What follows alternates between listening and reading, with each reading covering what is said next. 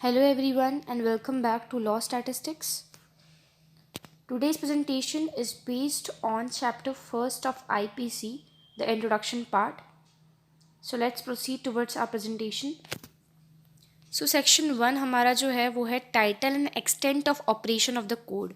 तो यहाँ पर ये दो एलिमेंट्स की बात कर रहा है। फर्स्टली तो टाइटल को डिफाइन कर रहा है कि टाइटल क्या है इस कोड का। सेकेंडली ये बात कर रहा है extent of operation of this code कि इस कोड का जो एक्सटेंशन है वो कहाँ तक है। तो फर्स्टली टाइटल जो है वो हमारा होगा इंडियन पीनल कोड, जैसा कि सेक्शन 1 में लिखा गया है। सेकेंडली है apply to whole of India. पहले 2019 के अमेंडमेंट से पहले ये एक्सेप्ट जम्मू एंड कश्मीर था, लेकिन 2019 के अमेंडमेंट के बाद जो आर्टिकल 370 से पावर विड्रॉ कर लिए, जो स्पेशल पावर दी गई थी कॉन्स्टिट्यूशन के अकॉर्डिंग आर्टिकल 370 में जम्मू एंड कश्मीर को, तो वो पावर हटा दी गई है। इस वजह से ये apply to whole of India होगा।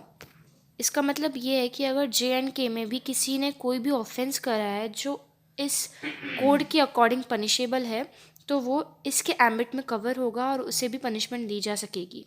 इसका मतलब वो पूरे इंडिया में अप्लाई होगा IPC। अब हम बात करेंगे सेक्शन 2 की। तो सेक्शन 2 बात करता है punishment of offences committed with in India. तो ये उन सभी ऑफेंसेस की बात कर रहा है जो इंडिया में किए गए हैं।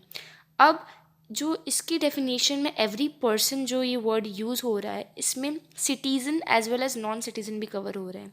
मीन्स अगर कोई इंडिया में रह रहा है वो इंसान भी, और अगर वो नॉन रेसिडेंट है, अगर वो आउटसाइड भी इंडिया रह रहा है, तो अगर उसने इंडिया में आकर कोई भी ऐसा ऑफेंस करा है जो इस कोड के अंडर पनिशेबल है, तो वो लायबल होगा और उसे पनिशमेंट दी जाएगी।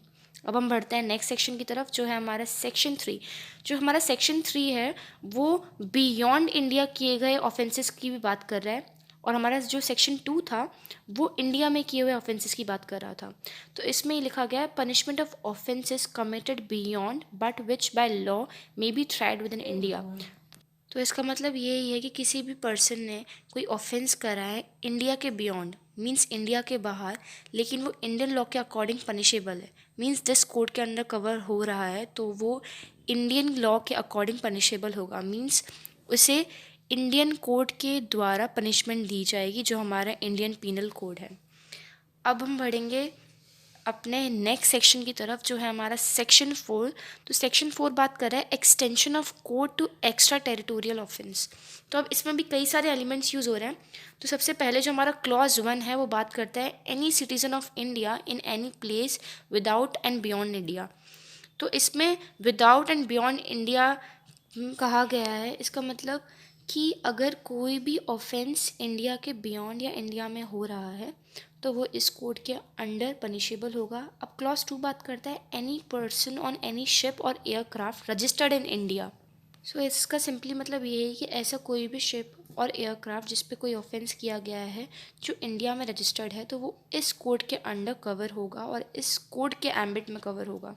अब हम बात करेंगे क्लॉज 3 की। तो क्लॉज 3 हमारा बात करता है any person in any place without and beyond India committing offence targeting a computer resource located in India. तो अब यहाँ पे हम बात कर सकते हैं कि डाटा थेफ्ट की या फिर हम हैकिंग की। तो ये जो हमारे ये ऑफेंसेस हैं वो इंडियन पीनल कोड में कवर हो रहे हैं। इसका मतलब इंडिया में किसी भी कंप्यूटर को टारगेट कर रहा है कोई पर्सन, तो वो इस कोड के अंडर पनिशेबल होगा। अब हम बात करेंगे एक्सप्लेनेशन की, जो हमारी दो हैं। क्लॉज ए में जो दिया हुआ है उसमें ऑफेंस को डिफ़ाइन किया है। तो ऑफेंस की डेफिनेशन के अंडर हर वो ऑफेंस कवर किया गया है जो अगर इंडिया में होता तो वो पनिशेबल होता दिस कोड के अंडर। मींस इस कोड के अंदर जो हमारा इंडियन पीनल कोड है उसके अंडर अगर वो पनिशेबल होता, उस ऑफेंस को इसमें कवर किया गया है। अब सेकेंडली लोग बात कर रहे हैं कंप्यूटर रिसोर्स की।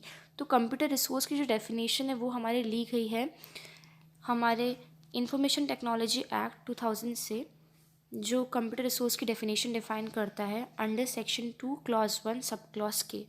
तो जो कंप्यूटर रिसोर्स की डेफिनेशन की हम बात कर रहे हैं वो IT एक्ट के अकॉर्डिंग कवर होगी। अब बढ़ते हैं हमारे आज के लास्ट सेक्शन की तरफ, जो चैप्टर 1 का लास्ट सेक्शन है, जो बात करता है certain laws not to be affected by this act. तो इसमें कुछ ऐसे लोकल और स्पेशल लॉज की बात की जा रही है जो इस एक्ट के अंडर कवर नहीं होंगे या कॉन्ट्राडिक्ट नहीं करेंगे। तो यहाँ पे देखते हैं हम किस एक्ट और किस स्पेशल लॉ की यहाँ पे बात की गई है। तो ये सेक्शन कहता है कि nothing in this act shall affect the provisions of any act for punishing mutiny and desertion of officer, soldiers, airmen, sailors in the service of government of India or the provisions of any special or local law. तो यहाँ पे दो important words को use किया गया है. First है mutiny और सेकंड है डिजर्शन. तो म्यूटिनी का मतलब यहाँ पर है disobeying duty assigned by any official under authority. और सेकेंडली जो वर्ड यूज़ किया गया है वो है डिजर्शन. तो डिजर्शन का मतलब यही है कि illegally resigning from any of the duty which is being assigned. तो इसमें ये कहा गया है कि ऐसे लॉज जो हमारे डिफेंस ऑफिशियल्स के होते हैं, जो गवर्नमेंट के लॉज होते हैं, जो स्पेसिफिकली गवर्नमेंट ऑफिशियल्स को कवर कर रहे हैं, तो वो इस एक्ट के अंडर पनिशेबल नहीं होंगे. उनका एक स्पेशल लॉ होता है, भले ही डिफेंस ऑफिशियल्स का हो, गवर्नमेंट ऑफिशियल्स का, वो अपने सेपरेट लोकल और स्पेशल लॉ के अंडर कवर होंगे. तो आज की प्रेजेंटेशन यहीं ख़त्म होती है. अगर आपको हमारी आज की ये वीडियो पसंद आई हो तो लाइक करना ना भूलें. और अगर आप किसी और लॉ टॉपिक पर वीडियो चाहते हैं तो आप हमें इंस्टाग्राम हैंडल पर कमेंट करके बता सकते हैं. And do subscribe our channel. Thank you.